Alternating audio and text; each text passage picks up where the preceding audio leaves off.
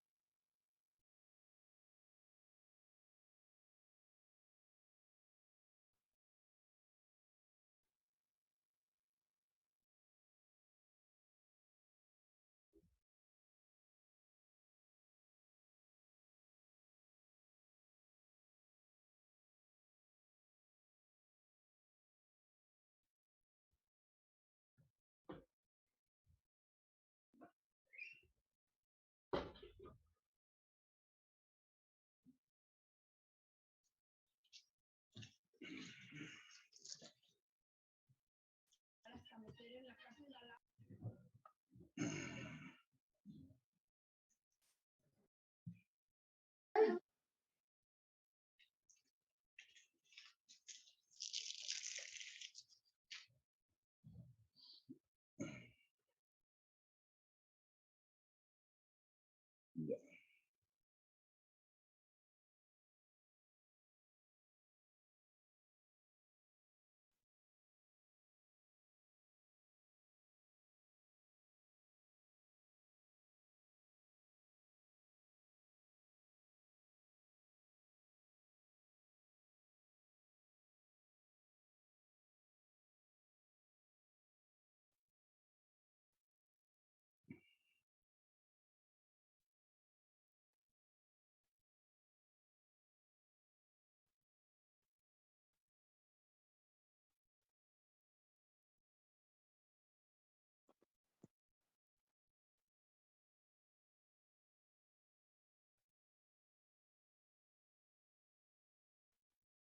Bueno, jóvenes, buenos días. Hoy vamos a repasar este tema que es enfermedad de Chagas. Ustedes conocen bien. Esta enfermedad es una enfermedad desde el punto de vista epidemiológico que en Bolivia se encuentra, en nuestro país se encuentra en el estado de endemia. Es una antropozoonosis, ¿no es cierto? Es decir, una enfermedad que es transmitida desde los animales hacia los humanos. Es una enfermedad de alta incidencia y de alta prevalencia en Bolivia. Afecta fundamentalmente en su forma crónica a los grupos etarios comprendidos en la edad económicamente activa, es decir, desde importante eh, afectación social económica dentro del Estado. Esta enfermedad básicamente se distribuye eh, eh, desde el sur de Estados Unidos, la latitud 40, hasta el sur de la Patagonia Argentina, transcurriendo por lo que es Centroamérica y América del Sur. En América del Sur, los países más afectados por esta enfermedad son Perú, Brasil y Bolivia, además del norte argentino, donde tiene muy elevada tasa de infectación. Aproximadamente se estima que existen unos 12 millones, actualmente unos 12 millones de habitantes afectados por estos y aproximadamente se estima que anualmente en esa área afectada llegan a fallecer unos 12.000 personas por esta enfermedad. Entonces es una enfermedad con importante incidencia epidemiológica, les repito, y esto hace que tengamos que repasar nuevamente esta enfermedad, porque es de suponer que ustedes esto ya han repasado en las asignaturas previas, ¿no? Antecedentes como parasitología, ¿no? Ya han debido también tocar el tema de miocardiopatía chagásica, es decir, como factor, como etiología de un tipo de insuficiencia cardíaca. Y acá nos vamos a permitir repasar nuevamente aquellos aspectos desde el punto más de vista, desde el punto de vista de la epidemiología, de la infectología, ¿no? Entonces, no vamos a hacer mucho hincapié sobre la parte parasitaria de la enfermedad, sino más en la parte clínica. Esto es una enfermedad también que es conocida como la enfermedad de Chagas Massa Benítez o mal del inganso, tipanosomiasis americana, ¿no es cierto? Entre los otros sinónimos que presenta esta enfermedad. Esta enfermedad, ya saben, lleva el nombre de Chagas gracias al investigador que ha descubierto la enfermedad en su primera presentación en Brasil, una niña de 5 o 7 años, en edad escolar, que es Berenice, ¿no es cierto? Y después Benítez, ¿no? Que fue un investigador que determinó los medios de diagnóstico y los primeros síntomas de la enfermedad, ¿no? Un epidemiólogo argentino. Como les decía, esta es una enfermedad que por eso mismo lleva el nombre de tipanosomiasis americana, ¿no? Y esto es el área pintada de rojo, es el área donde tiene más la distribución geográfica de esta enfermedad, ¿no? Y el área en Sudamérica pintada de negro es específicamente la zona de más alta incidencia, donde vemos que que comprende prácticamente parte de la Amazonía, es decir, Perú, Bolivia y Brasil, ¿no? Básicamente, donde se encuentra tanto el agente etiológico de la enfermedad, también se encuentra presente el vector de la enfermedad. Es decir, en esta enfermedad, ¿qué vamos a poder distinguir? Para que se desarrolle la enfermedad, tres elementos fundamentales. La existencia, la presencia, la circulación del agente etiológico de la enfermedad, que es el Trypanosoma cruzi, la presencia ¿no es cierto? Y distribución geográfica de quién? Del vector de la enfermedad, o sea, el parásito, el protozoario, lo que se conoce también como triatoma infestan o sórdida o el magista, ¿no es cierto? O sea, el triatomino, ¿no es cierto? Conocido también con el nombre de vinchuca, ¿no es cierto? En nuestro medio, ¿no es cierto? O pinta en el Perú, ¿no es cierto?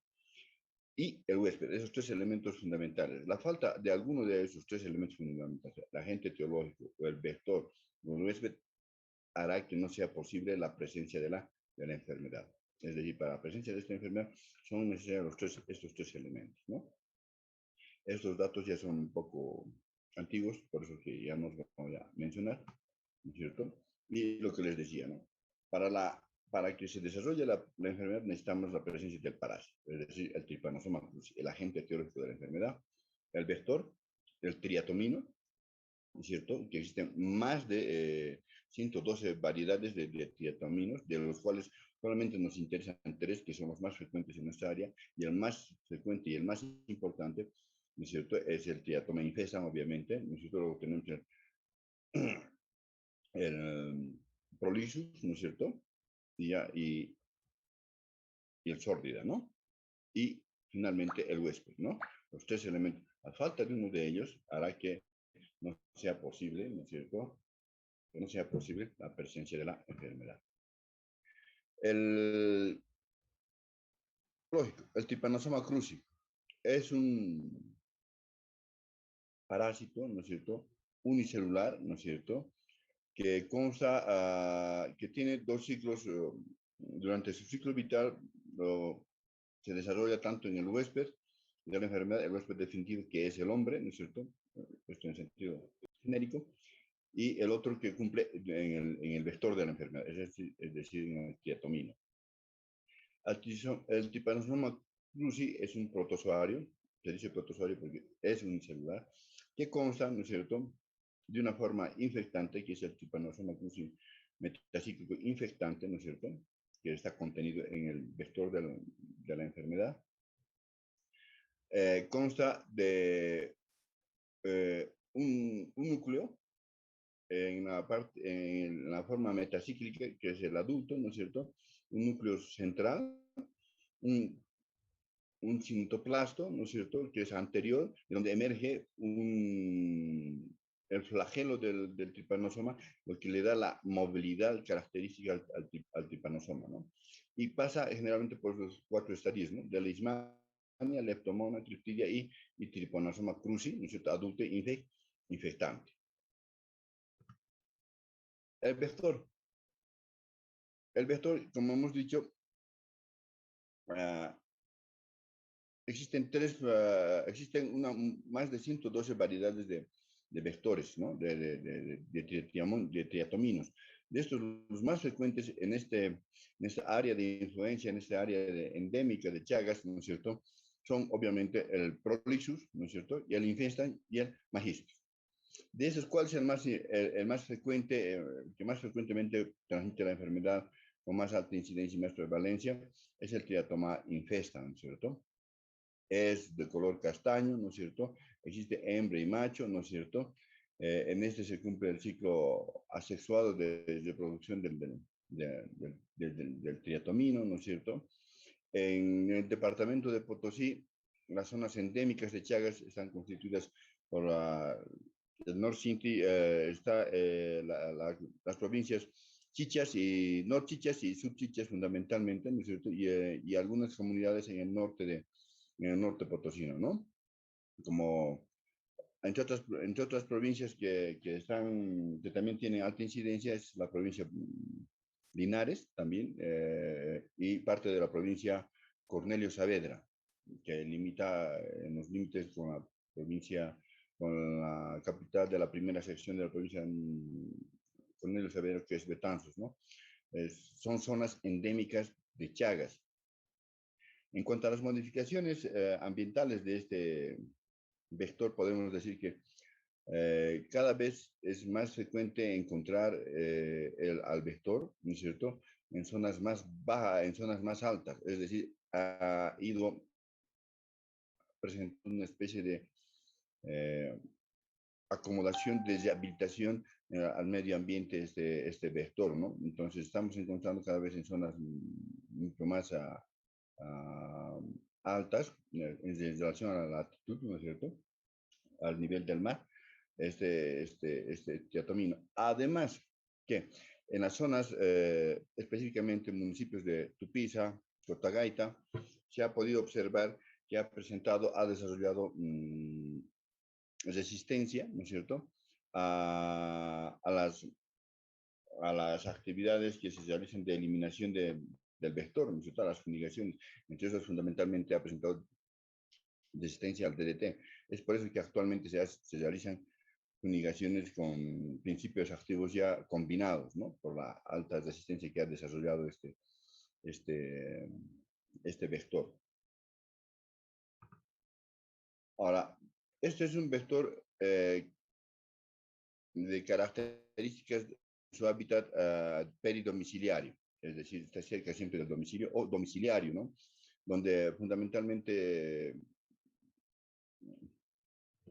llega a morar es en las viviendas inadecuadamente fabricadas, ¿no es cierto?, en los resquicios de las habitaciones, en las habitaciones o en las casas hechas de adobe, con bastantes grietas, ¿no es cierto?, o en las habitaciones con techo de paja, ¿no es cierto?, donde generalmente llega a morar este parásito, este vector de la enfermedad, este triatomino. Además, decirles que este vector es de hábito hematófago, es decir, se alimenta de sangre, fundamentalmente, y es de hábito nocturno, es decir, su actividad más de alimentación realiza durante la noche. Este vector, ¿no es cierto?, no solamente suele afectar al hombre, a la especie humana como tal, sino también suele llegar a transmitir la enfermedad, ser vector de la enfermedad en animales. con hábitos peridomiciliares, como ser eh, habitualmente en animales de sangre caliente, como es decir, cuya temperatura corporal es elevada. Por ejemplo, entre ellos tenemos a las aves, ¿no? A las gallinas, son a los animales de corral, ¿no? Entonces es muy importante aquello para evitar el contacto y evitar hacer una adecuada profilaxis de la enfermedad. Es importante también indicar, ¿no es cierto?, que este vector, ¿no es cierto?, eh, es altamente resistente, ¿no es cierto?, les repito, a fumigaciones con DDT y por eso es que actualmente se realizan fumigaciones con principios activos ya combinados, ¿no? La transmisión de la enfermedad. La enfermedad de Chagas, eh, desde el punto de vista clínico, tiene una forma clínica de presentación Chagas de agudo, un Chagas en fase indeterminada y un Chagas um, crónico, ¿no? Eh, lo que, ¿Y cómo se produce esta forma de Chagas? ¿Cómo se contagia? ¿Cómo se llega a adquirir la enfermedad? Básicamente a través de la transmisión, obviamente, de la picadura del triatomino, es decir, la vinchuca, entre comillas, ¿no? La vinchuca. Entonces, ¿y cuáles son las formas de contagio? Vamos a dividirlas, a clasificarlas en una forma de transmisión vectorial y no vectorial. Es decir, aquella enfermedad de Chagas que se transmite a través de la picadura del triatomino y aquellas otras formas de contagio, ¿no es cierto?, que no se producen por picadura del triatomino, ¿no? El contagio por la vía de transmisión vectorial triatomino generalmente se produce, ¿no es cierto?, durante la noche, porque hemos dicho que el vector, el triatomino, es de hábito nocturno y es esencialmente hematófago, o sea, se alimenta únicamente de sangre, ¿no es cierto? Entonces, esta enfermedad generalmente, dentro de sus características del triatomino, como ustedes han podido ver en la fotografía, tiene dos antenas. Estas antenas tienen una característica fundamental, que tienen unos receptores quimiotácticos. Entonces, esto hace que el triatomino, el vector de la enfermedad, fundamentalmente proceda a picar en aquellas regiones donde existe elevada, ¿cierto?, eliminación de dióxido de carbono, CO2, en el humano, y donde exista abundante capilaridad. Las zonas donde existe mayor capilaridad y por donde elimina el ser humano dióxido de carbono, obviamente son las vías respiratorias altas, ¿no? Las fosas nasales y la cavidad oral, fundamentalmente. Ahora, y son precisamente las regiones anatómicas de las mejillas donde existe abundante capilaridad, ¿no es cierto? Es lo que conocen, por ejemplo, en Pochi como los chapetones, ¿no? Los colores rojizos de las mejillas. Entonces, es precisamente aquella zona donde más frecuentemente se produce la picadura la picadura por el triatomino. Y en el momento de picar, ¿no es cierto?, el triatomino, ¿no es cierto?, ¿qué hace? Pica para alimentarse de sangre, o sea, hematófago, ¿no es cierto? Esto generalmente se produce durante la noche. En ese momento, ¿no es cierto?, que deposita tialina salival al picar, ¿no es cierto?, por las glándulas salivales que este posee. Y en ese mismo momento produce a la defecación. Entonces, deposita defecación en la piel intacta. Pero sucede que esta tialina salival, ¿no es cierto?, produce dolor y prurito en el afectado por la picadura. ¿Y qué produce? Procede al rascado. Y al proceder al rascado, ¿qué produce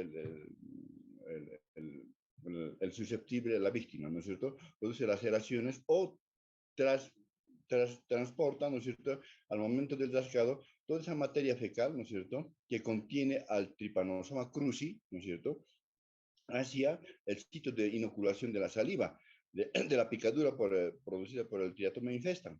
O al producir el rascado, produce pequeñas laceraciones en su dermis, ¿no es cierto?, el sujeto afectado, y también con este acto subconsciente, no inconsciente, subconsciente, ¿no es cierto?, hace que los trypanosomas cruzi invadan las células de la dermis, ¿no? y llegar al tejido celular subcutáneo, ¿no es cierto? Y ahí que va a producirse la, el trypanosoma cruzi se va a hacer intracelular en las células del sistema retículo endotelial. Es allí donde va a proceder a multiplicarse por simple división binaria. O sea, no es una reproducción asexuada, no sexuada, ¿no? Asexuada por simple división binaria. ¿Y qué va a producir en ese momento? Abundantes amastigotes. Estos amastigotes, una vez producidos por simple división binaria, van a proliferar a nivel intracelular y van a determinar finalmente a qué? A destruir las células, ¿no es cierto? A producir la lisis celular, ¿no es cierto? De estas células de sistema endotelial e invadirán, ¿no es cierto?, el torrente circulatorio y producirán entonces una parasitemia, la presencia del trypanosoma cruzi, ¿no es cierto?, en el torrente sanguíneo, ¿no es cierto?, y todos son viables. Entonces, esta parasitemia, ¿no es cierto?, generalmente dura entre 12 a 14 días, que llegaría a constituir la fase aguda de la enfermedad. Ahora, no siempre puede llegar a picar esta vinchuca, este triatomino, ¿no es cierto?, la piel, sino puede suceder también que puede picar la piel, pero en regiones muy próximas a la conjuntiva ocular, que, es, que también es una situación frecuente.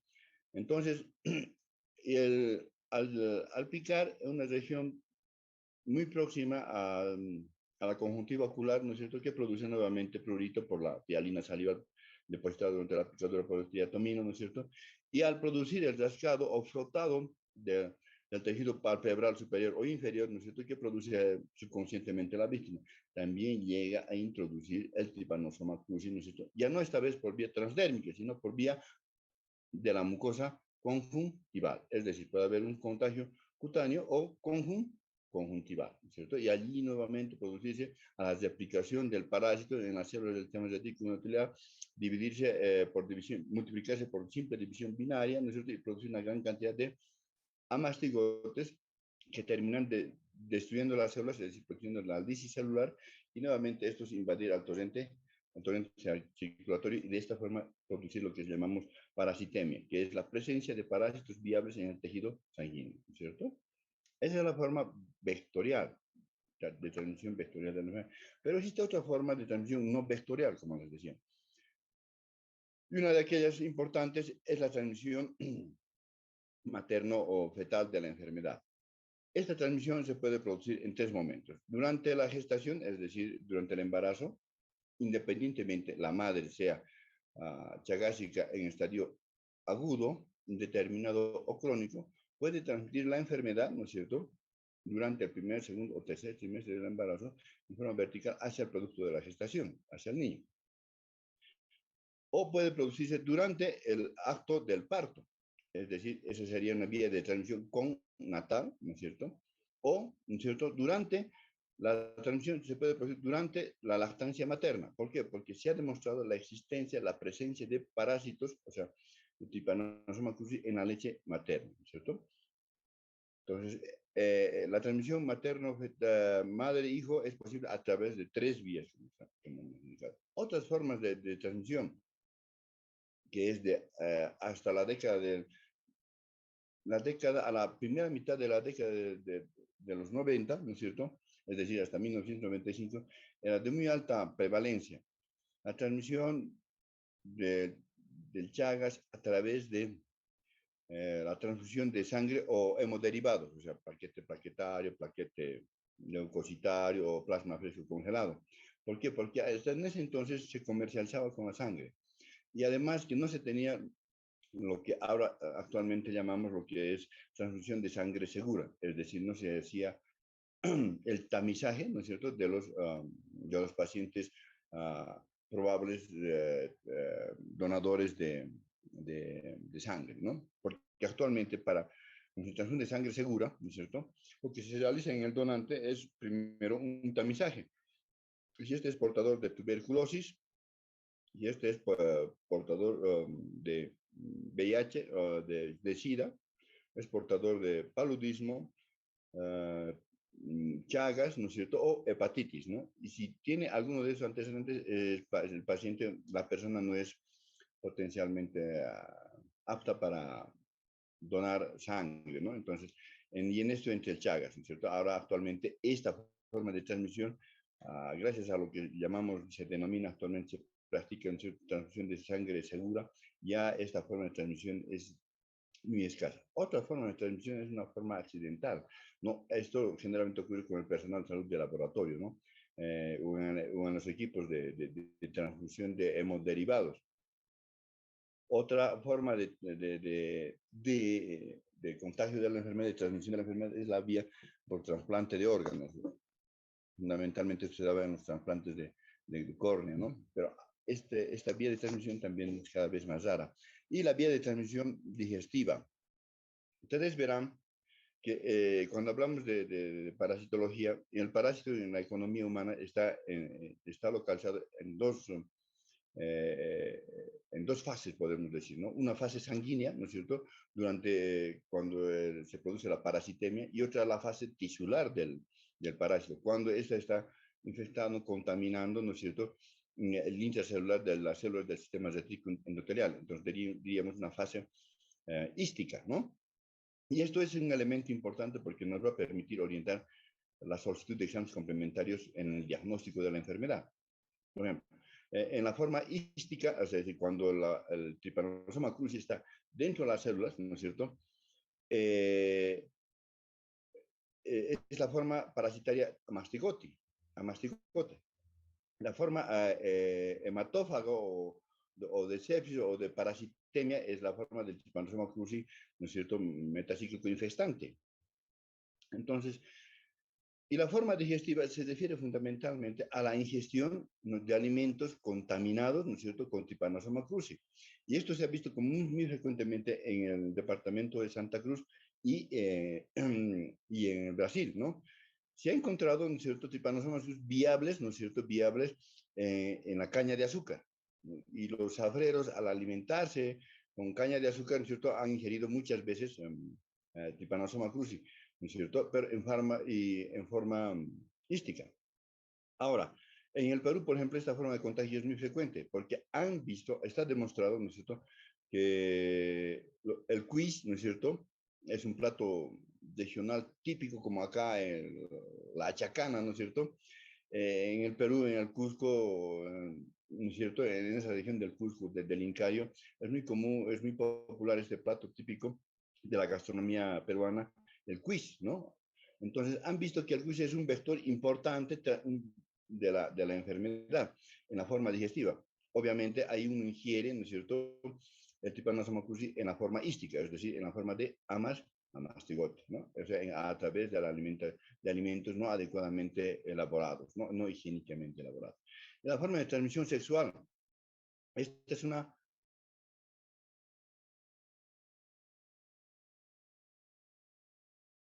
Esta es una forma, esta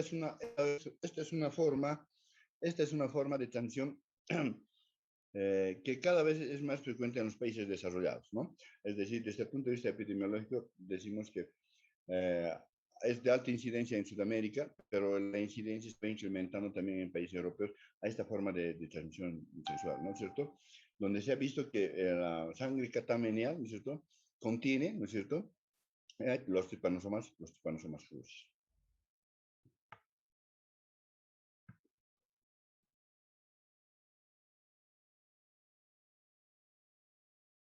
Estadios de la enfermedad, como ya les decía, ¿no? El estadio agudo, la fase indeterminada y la fase crónica, ¿no? De estos, aproximadamente del 100% de infectados, ¿no es cierto?, del 100% de infectados con Trypanosoma cruzi, aproximadamente solamente entre el 20%, el 20-25% llega a desarrollar lo que es el Chagas de forma crónica, ¿no? Y el 70%, aproximadamente 75%, llega a, al periodo agudo, ¿no? Esto es muy importante, ¿no?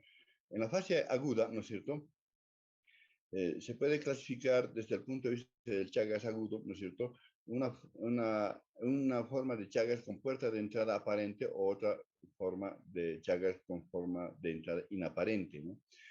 Entonces, con puerta de entrada aparente nos referimos fundamentalmente cuando se produce el signo de Romaña. El signo de Romaña, ¿no es cierto?, que, que se presenta como o complejo oftalmoganglionar de Romaña, también como se llama, ¿no es cierto? Se caracteriza porque la picadura, ya les dije, se produce generalmente en esas regiones y se produce, este signo es agudo, ¿no es cierto? Es decir, es tan agudo que esta noche me pica y yo mañana ya despierto con el signo, con el signo oftalmoganglionar de Romaña o de Chagas agudo, ¿no es cierto? Es decir, así de agudo, o sea, se produce en menos de 12 horas y es indicativo de diagnóstico de Chagas agudo. ¿Por qué se caracteriza? Porque afecta, es unilocular, es decir, afecta un solo, es unilateral, afecta un solo lado, afecta tanto al párpado superior e inferior, es decir, es bipalpebral, ¿no es cierto? Además de que produce una lesión violácea, equimótica, dura, que indolora, ¿no es cierto? O sea, no duele, ¿no es cierto? Además de eso, se produce una lesión en la conjuntiva, que es la conjuntivitis, es decir, esta hiperémica que en la foto no se ve, ¿no es cierto? Porque prácticamente el edema está ocurriendo la hendidura palpebral, y se llama oftalmoganglionar porque además va acompañada de una infartación ganglionar, en este caso generalmente el ganglio preauricular, que aquí no podemos ver, pero que sí podemos ver en esta otra fotografía, ¿no es cierto? En el ganglio axilar, ¿no es cierto? Y cuando la picadura se produce a nivel del facial, se produce generalmente el ganglio más afectado es el ganglio preauricular. En esta tercera fotografía de acá abajo vemos que hay una infartación ganglionar. Eso es cuando se produce con una puerta de entrada no aparente. Es decir, la picadura no siempre se produce en la región facial, por las razones que hemos expuesto anteriormente. También se puede realizar, pero que es más rara y es excepcional, ¿cierto? Picaduras en otras regiones de la superficie corporal. Por ejemplo, el antebrazo o la región del brazo, ¿no es cierto? En ese caso, ¿no es cierto? No existe una pequeña lesión casi inaparente que produce prurito, una pequeña región eritematosa y nada más, pero sí lo que se presenta es la infartación ganglionar de los ganglios regionales, ¿no? Y los ganglios regionales generalmente son más afectados cuando la picadura se produce en la extremidad superior, es el ganglio axilar. Y cuando la picadura se produce en la región en las extremidades inferiores, el ganglio generalmente más afectado es el ganglio inguinal, ¿no? Entonces, eso es con puerta de entrada inaparente y con puerta de entrada aparente, que es el complejo oftalmoganglionar o signo de Romaña, ¿no? Y sin entrada aparente, que se llama chagoma de inoculación, ¿no? Entonces, ahora, en el Chagas agudo, en el Chagas agudo, entonces existe parasitemia, una elevada concentración de parásitos en el torrente sanguíneo. Ahora, de este Chagas agudo, ¿no es cierto? Eh, Afortunadamente, del 100% de personas que llegan a padecer Chagas agudo en su forma aguda, ¿no es cierto? El 95% generalmente van a evolucionar en forma asintomática o oligosintomática. El 90-95%. Y el otro 5-10% va generalmente a presentar un Chagas, un Chagas agudo, ¿cierto? Con afectación de los órganos más importantes, como por ejemplo el sistema cardiovascular y el sistema nervioso central, ¿no es cierto? Y cuando afecta al sistema cardiovascular, va a producir miocarditis chagásica aguda. Y cuando afecta al sistema nervioso central, va a meningoencefalitis, meningoencefalitis chagásica, ¿no es cierto? Que se caracteriza porque el líquido cefalorraquídeo es de color claro, transparente, en cristal de roca, ¿no? Es decir, pertenece al grupo de las meningoencefalitis del líquido cefalorraquídeo claro. Eso en el 5-10%. Y el 95-90% del Chagas agudo evoluciona como un simple estado gripal, es decir, mialgias, artralgias, fiebre, febrícula, ¿no es cierto? Y dura este cuadro unos 10 a 15 días, nada más, y se desvanece paulatinamente hasta quedar asintomático y pasar a la otra fase que hemos dicho, ¿no es cierto? Que pasan solamente 20-30%, que es Chagas en fase latente indeterminada, ¿no? O indeterminado o en fase latente, ¿no es cierto?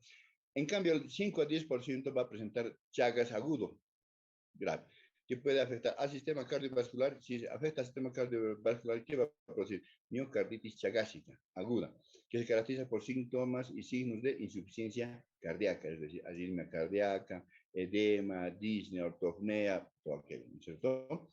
Y cuando afecta Además, puede afectar, ¿no es cierto?, afectando a las glándulas. Vas a producir visceromegalia. ¿A qué glándulas? Fundamentalmente al hígado y al vaso, visceromegalia. Hepatomegalia y esplenomegalia. Y cuando afecta al sistema nervioso central, fundamentalmente va a afectar a qué? Va a producir que meningoencefalitis. Y la característica fundamental es que de esta meningoencefalitis, que es también aguda, es que es de líquido cefalorraquídeo, líquido cefalorraquídeo claro, transparente, ¿no? Y los signos y síntomas de meningoencefalitis ya los hemos repasado al llevar lo que es meningitis, ¿no? Entonces, esto es repetido. Diagnóstico. Entonces, para el diagnóstico de la enfermedad, lo que tenemos que ver es que hacer una combinación de la etapa de evolución clínica del Chagas, uno, y de la etapa fisiopatológica o patológica de la enfermedad, ¿no es cierto? Básicamente vamos a fundamentar nuestro diagnóstico, uno, en el aspecto epidemiológico, que no está en este cuadro. Lo primero es sentar el estado epidemiológico. Por ejemplo, si un paciente procedente de la localidad de Cotaita, con signos de insuficiencia cardíaca y constipación, ¿qué van a pensar? Chagas. ¿Por qué? Porque procede de una zona endémica, ¿no es cierto? Y estará en una edad económicamente productiva, es decir, entre los 20, 40, 50 años. Entonces, eso es fundamental. La epidemiología es la base para la impresión diagnóstica y tiene que ser complementada con estos tres aspectos. Si sospechamos de Chagas, tenemos que solicitar la búsqueda del parásito. Obviamente, esto veremos en la fase aguda, ¿no es cierto?, donde hay septicemia, ¿no es cierto?, o en la fase, si es en la fase crónica, a través de diagnósticos, exámenes complementarios que determinen la presencia del parásito en los tejidos del paciente sospechoso. La respuesta inmunológica, como consecuencia de que el agente agresor, que es el Trypanosoma cruzi, produce una reacción inmunológica en el sistema, en la economía humana de la víctima, del huésped, ¿no es cierto? ¿Y qué va a producir? Inmunoglobulinas. Inmunoglobulinas IgM, que es de fase aguda, ¿no es cierto? Que eso encontramos obviamente en el Chagas agudo nada más, y la IgG en el Chagas crónico, ¿no? Otros exámenes complementarios, obviamente nos referimos al electrocardiograma para Chagas crónico, ¿no es cierto? O Chagas agudo, examen de líquido cefalorraquídeo si es en Chagas agudo, o otros exámenes complementarios, radiografía de tórax, ¿no es cierto? Tomografía de abdomen, de gastrointestinal, ¿no es cierto?, para determinar formas clínicas del Chagas, ¿no? Entonces, esto es importante.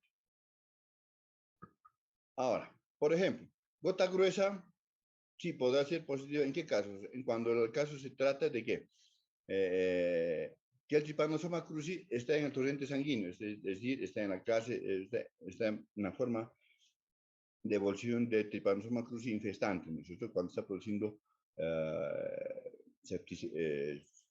parasitemia, ¿no? Es decir, esto será posible solicitar esto cuando sospechemos de la forma clínica de Chagas agudo. Strop también, tubo capilar también, en fase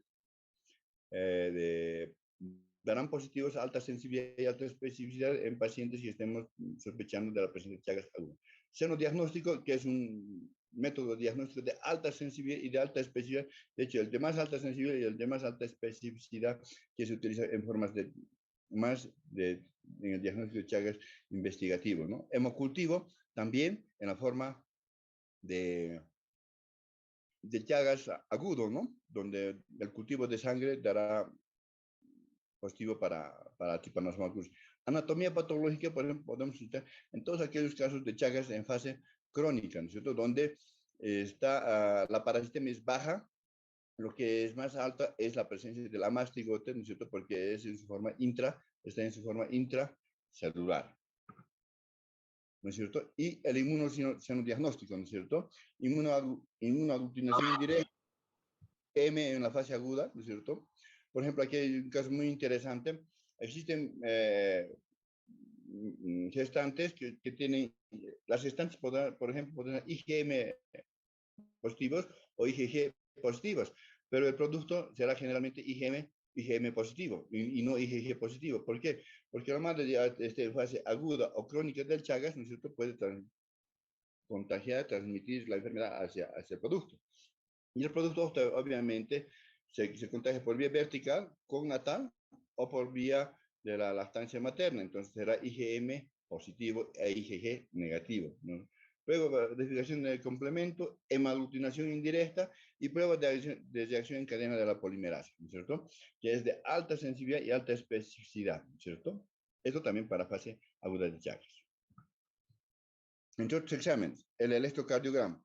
El electrocardiograma ya sabemos que en la fase, en la forma de Chagas crónico, ¿no es cierto? Uno de los los órganos más afectados son, ¿cuál? El sistema gastrointestinal y el sistema cardiovascular. Y en el sistema cardiovascular, ¿no es cierto? ¿Qué produce? Existe una lesión característica del Chagas agudo, sospechosa de Chagas agudo, altamente sospechosa, no es patognomónica, sino es altamente sospechosa de Chagas agudo. Por ejemplo, mi persona, procedente de la ciudad de Tupiza, eh, por decir, 40 años de edad, refiero palpitaciones. O sea, tengo epidemiología para Chagas, es una edad productiva, ¿no es cierto? Y además palpitaciones. Y en mi electrocardiograma, lo más probable es que encuentren que es bloqueo de rama derecha. En este tipo de pacientes, el bloqueo de rama derecha es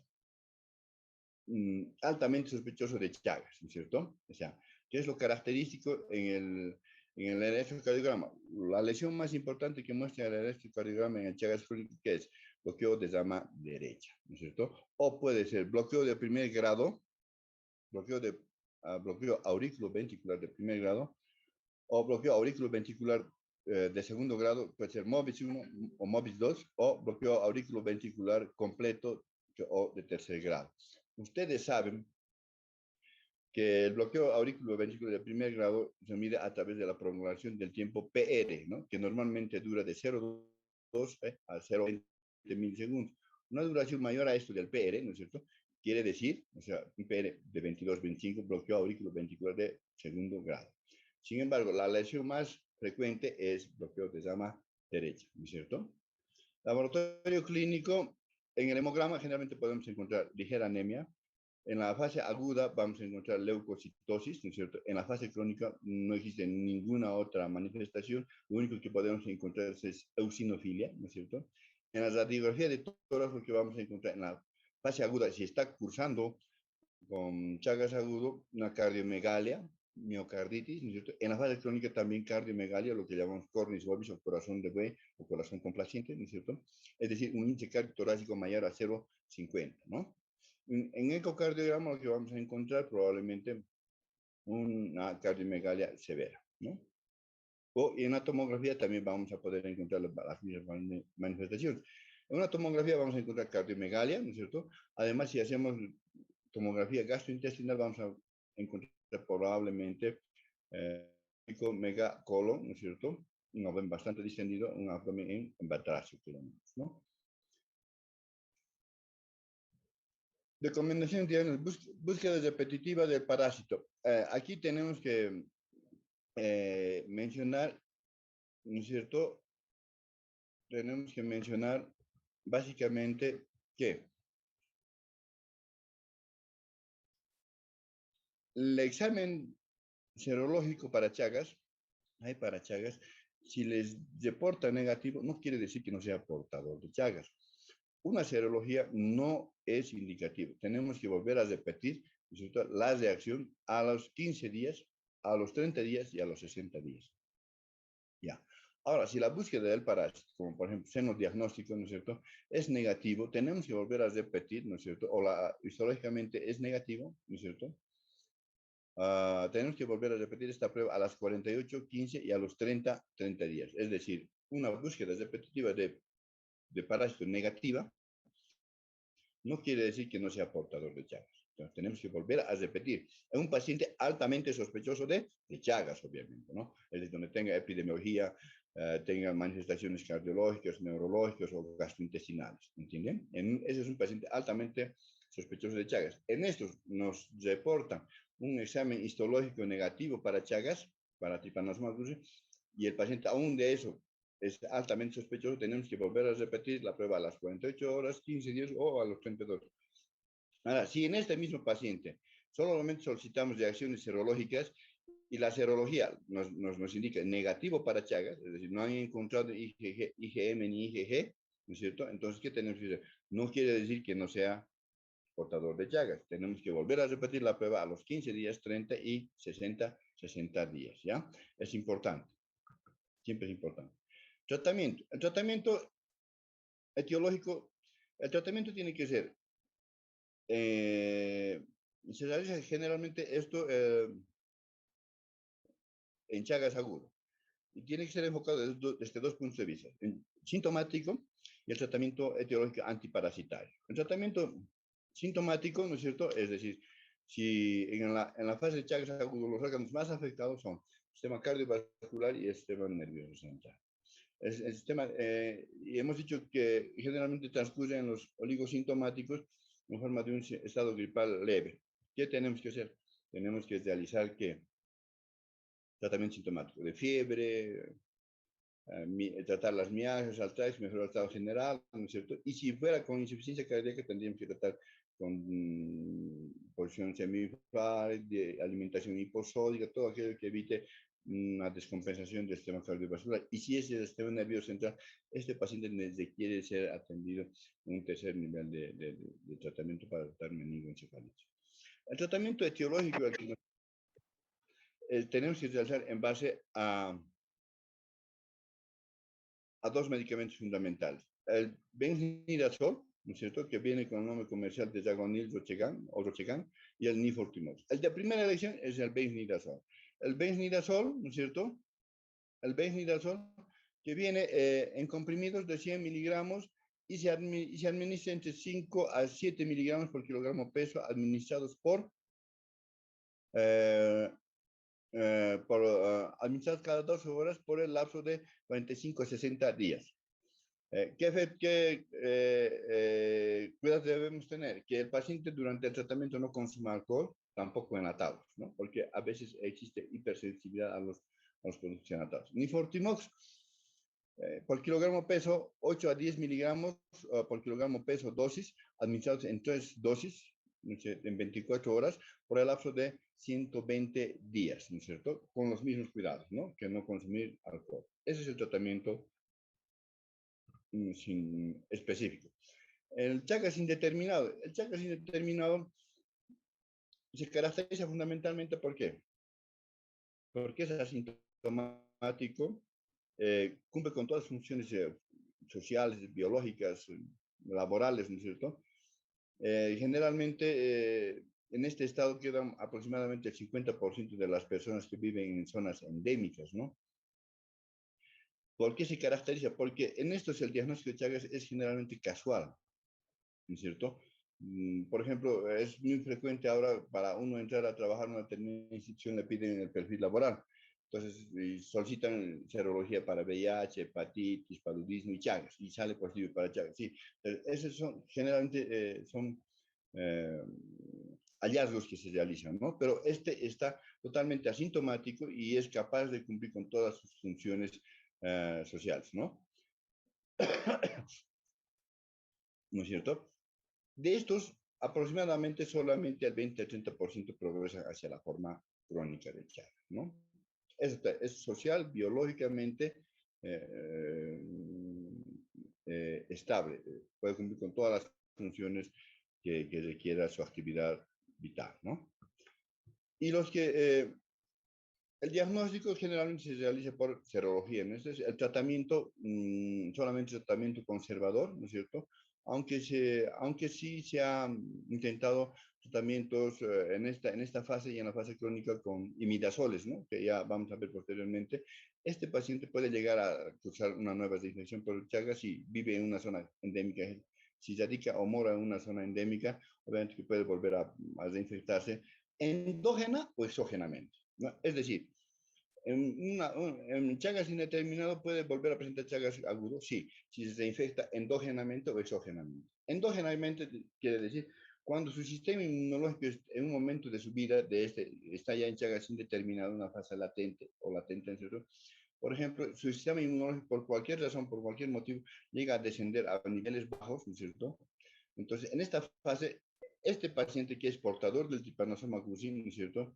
Y este trypanosoma cruzi desciende su sistema inmunológico y el trypanosoma cruzi aprovecha ese estado de inmunodepresión, ¿no es cierto?, para reactivarse endógenamente y desarrollar la enfermedad, ¿no es cierto? Y eso se produce un Chagas agudo desde infección endógena. O puede ser exógenamente cuando nuevamente es agredido por una picadura del triatomina, ¿no es cierto?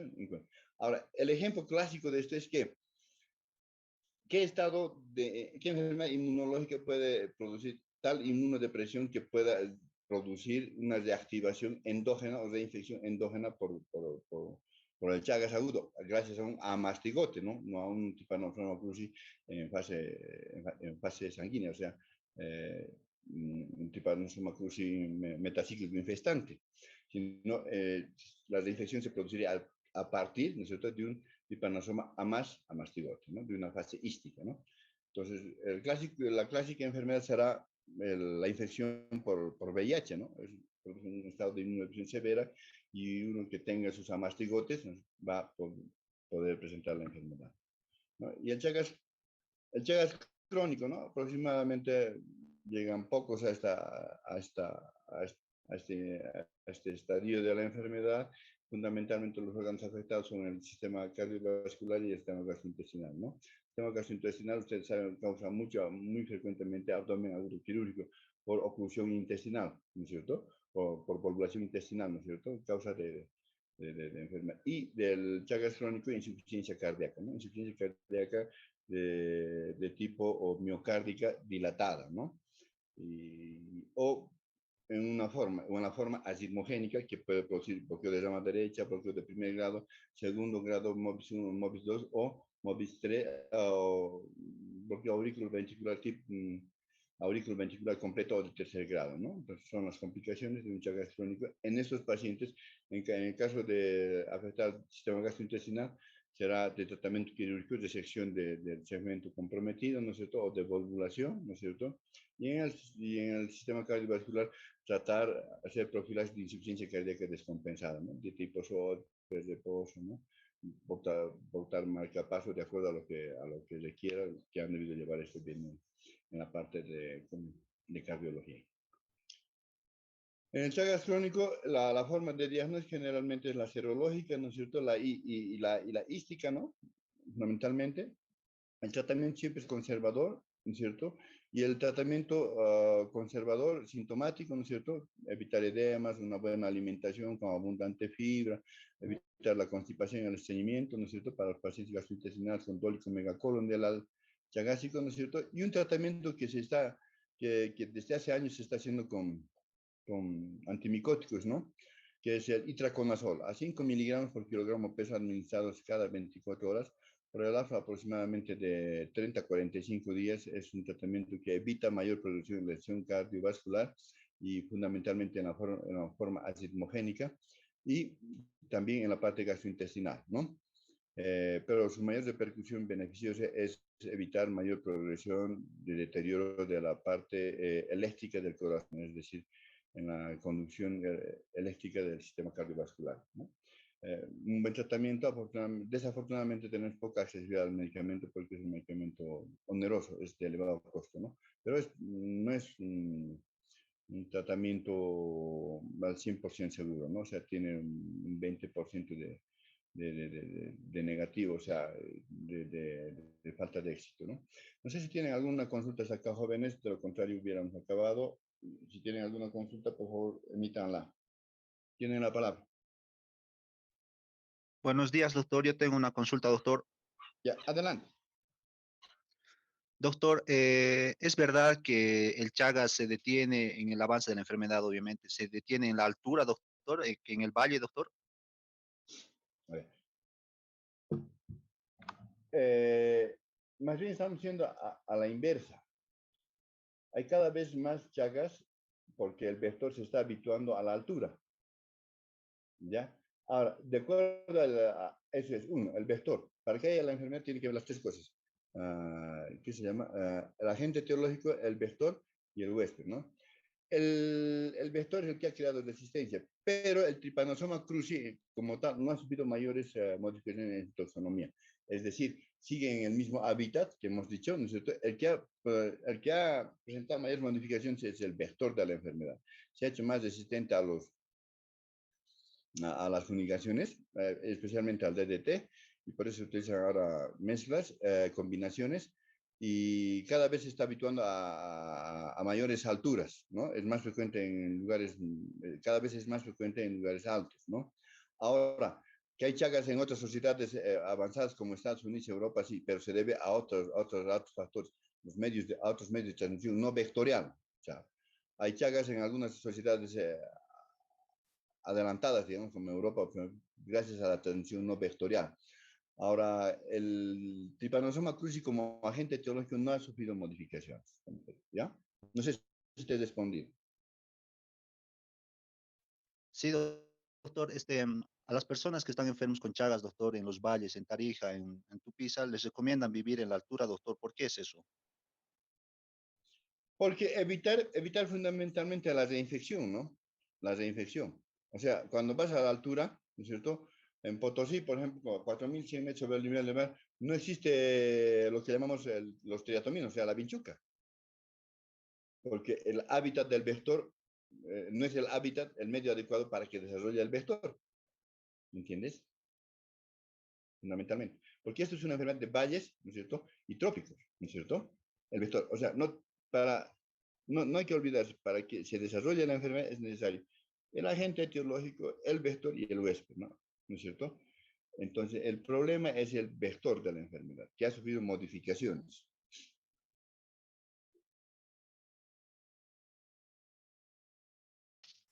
Está bien, doctor, gracias. No, de que si hay alguna otra consulta, Doctor, sí, diga, adelante. doctor, buenos días. Tengo una consulta. Después de realizar un tratamiento a un paciente que haya salido positivo, digamos, que ha realizado el tratamiento con el ¿Besinazol? Benedisol, que digamos que es 60 días de más, entonces de un tiempo, digamos, después de 3, 4 años, el paciente vuelve a hacer el análisis para Chagas con la ELISA, le sale negativo. Entonces, ¿qué otro estudio más podría realizar, digamos, si en caso el tratamiento ha sido efectivo o es, digamos, o en laboratorio eh, algún estudio más para confirmar, digamos, doctor? Ya. O sea, digamos que se trata de un paciente de una zona endémica, por decirte, no sé, de Cotagaita, ¿no es cierto? O de Camargo, o del Chaco boliviano, o del Chapare. Le han hecho tratamiento, solamente el tratamiento se realiza en fase aguda. Eso tiene que quedar claro, ¿no es cierto? Porque es la fase parasitemia. Estos fármacos afectan al parásito en fase aguda. Ya el besinazol, el nifurtimox, como el que viene con el nombre de Lampit, ¿no es cierto? Una vez realizado el tratamiento se negativiza, la serología se negativiza. Pero este paciente, si realizas unos 10 años posteriormente, va a tener, ¿no es cierto?, anticuerpos contra los antígenos del tripanosoma. Será IgG positivo, pero en baja titulación, ¿entiendes? Eso ya no se trata. Ahora, lo que sí, Chagas crónico sí se puede, o en fase indeterminada se puede tratar con el itraconazol, que afecta así a la forma hística del parásito, que es distinto, ¿entiendes? Ahora, ¿qué otras formas más de diagnóstico puedes tener de fase aguda? Mira, a ese mismo paciente que tú dices, si le haces la serología al GEI para Chagas, si te sale IgM positiva, ¿qué quiere decir? Que el paciente, ¿no es cierto?, se ha reinfectado.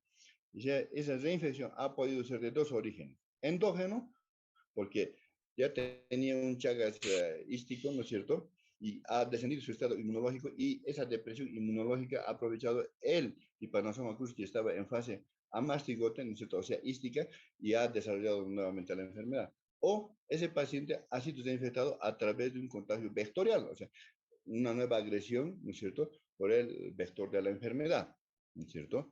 Ahora, ¿qué puedes hacer eso? PCR, ¿no? Reacción en cadena de la polimerasa en tiempos de A, para determinar si es agudo o es crónico.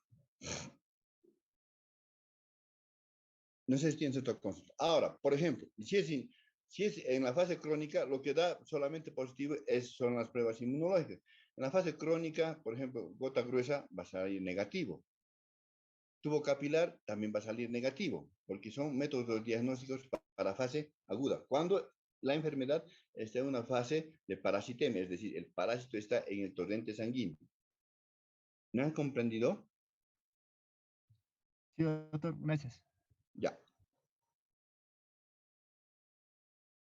No sé si hay otra consulta. Ya, entonces, jóvenes, muchas gracias. Nos vemos mañana a las 8 de la mañana, por favor. Vamos a repasar otra enfermedad parasitaria que es el paludismo. Les ruego que lean un poquito, que se pasen y voy a tratar de enviarles información para que se pasen en el transcurso del día. Listo, muchas gracias, buenos días, que tengan buena jornada. Hasta luego, jóvenes. Sí, sí, dime.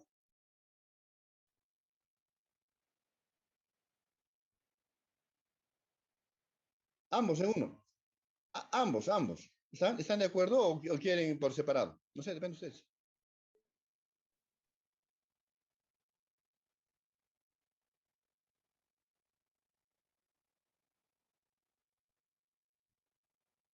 Sí, en este mismo Zoom, este es ilimitado. ¿Ya?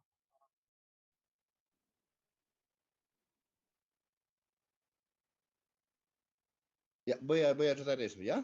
¿Listo? Buenos días, jóvenes.